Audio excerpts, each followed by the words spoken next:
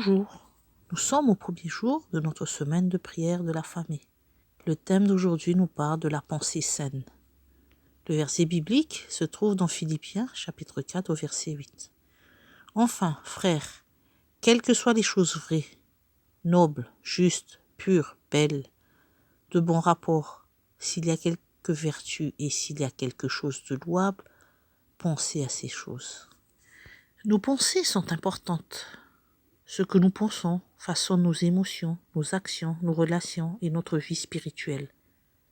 Lorsque nous nous concentrons sur nos soucis, sur les choses chaotiques et tragiques qui se passent dans les nouvelles et sur nos erreurs et les luttes, nous pouvons être submergés par des angoisses et des peurs. Ces sentiments puissants influenceront notre comportement et peuvent nous amener à donner la priorité à nos propres besoins plutôt qu'aux besoins de ceux qui nous entourent. Lorsque Paul a écrit sa lettre aux Philippiens, il se trouvait dans une situation très difficile. Il était en prison et en attente d'exécution. Pour être humain, cela doit être l'une des situations de vie les plus stressantes et les plus pénibles. Mais la lettre de Paul est pleine de joie et d'espérance. Dans les derniers paragraphes, il énumère certains de ses secrets. Pour rester émotionnellement positif face à de grands défis, au cœur du passage se trouve son célèbre texte Philippiens 4.8 qui nous encourage à concentrer notre esprit sur des choses belles, charmantes, vertueuses, excellentes, pures et édifiantes. Aujourd'hui, nous allons explorer comment Paul a fait cela avec l'aide de Dieu et comment nous pouvons apprendre à penser de manière similaire et saine. Paul positif. Paul a vécu dans une prison. Il n'habitait pas là parce qu'il avait fait quelque chose de mal. Il a vécu là-bas parce qu'il parlait de Jésus aux gens. Et certaines personnes n'aimaient pas ça. Paul ne pouvait pas aller là où il voulait aller. Il ne pouvait pas faire ce qu'il voulait faire. Il ne pouvait même pas manger ce qu'il voulait manger ou aller voir ses amis. Vivre dans une prison n'était pas très agréable. Ce n'était pas douillet et confortable comme notre maison.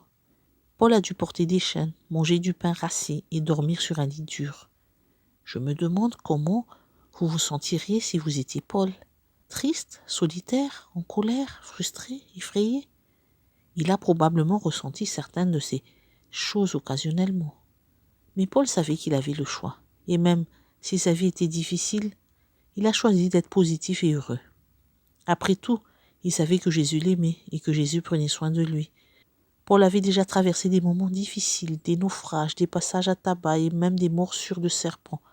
Il a appris que la meilleure chose à faire dans des situations difficiles était de penser à des choses qui étaient bonnes, belles et pures, parce que Jésus ferait en sorte que tout se passe pour le mieux à la fin.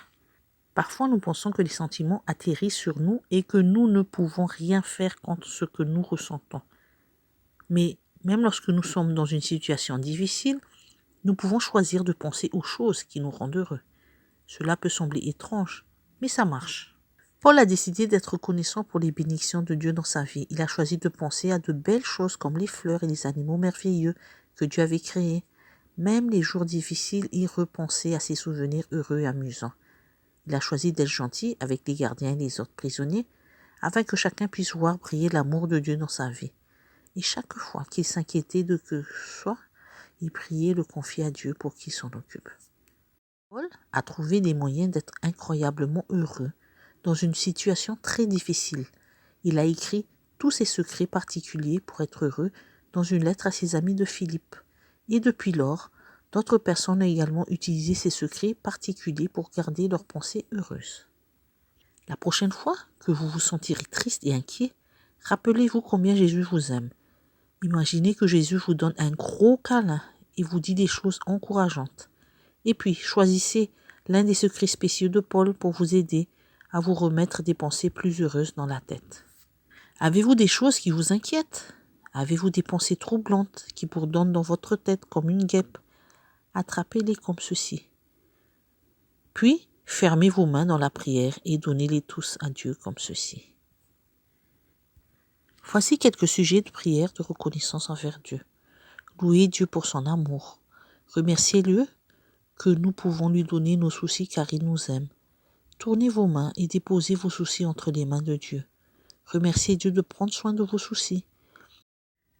Priez pour la paix de Dieu au lieu de vos soucis. Remerciez Dieu pour son don de paix. Amen. Je vais vous laisser avec quelques activités qui pourront vous aider pour avoir des pensées saines. Activité. Découpez de grandes formes d'insectes en papier. D'un côté du papier, écrivez l'un de vos soucis. Trouvez un verset biblique qui peut vous aider à relever votre défi. Retournez le papier, écrivez le verset biblique. Chaque fois que quelque chose de nouveau vous inquiète, créez un nouveau bug et trouvez un nouveau verset. Deuxième activité, faire une affiche positive. Faites une grande affiche de pensées heureuses, écrivez chaque pensée heureuse dans une bulle de pensée.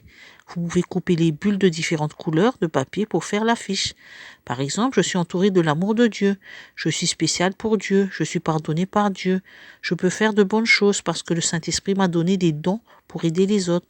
Je peux faire une différence positive dans le monde en étant une bénédiction pour les autres. Quoi qu'il arrive, Jésus est toujours avec moi. Et enfin, ajoutez d'autres pensées positives lorsque vous y pensez. Je vais vous proposer une troisième activité, la boîte à promesses. Construire une boîte à promesses ensemble, en famille. Trouvez une jolie boîte ou un sac cadeau. Écrivez vos promesses préférées sur 2 petites cartes. Gardez-les dans la boîte ou dans le sac et ajoutez-en d'autres au fur et à mesure que vous les découvrez dans la parole de Dieu. Et enfin, une dernière activité qu'on vous propose, c'est le bouton de réinitialisation. Lorsqu'une machine ou un ordinateur est surchargé et cesse de fonctionner correctement, il y a souvent un bouton Reset sur lequel appuyer. Lorsque vous appuyez sur ce bouton, les choses peuvent cesser de fonctionner pendant un certain temps ou passer en veille. Mais ensuite, la machine recommencera à fonctionner correctement. Trouvez quelque chose qui sera votre bouton de réinitialisation familial. Il peut s'agir d'un gros bouton, d'un vieux vêtement, ou il peut s'agir d'un couvercle en plastique coloré d'une bouteille ou d'un cuineur de jouets plats. Lorsque quelqu'un se sent submergé par des pensées difficiles, il peut appuyer sur le bouton et s'asseoir tranquillement pendant un moment, priant que Dieu l'aide à démêler ses pensées désordonnées. Voici, nous avons proposé 4 activités. Vous pouvez en choisir en famille, vous pouvez faire aussi toutes les activités pour pouvoir avoir une pensée saine en famille. Fleurir, bien choisir, bien penser, bien vivre et bien croître. Merci de votre écoute et à demain.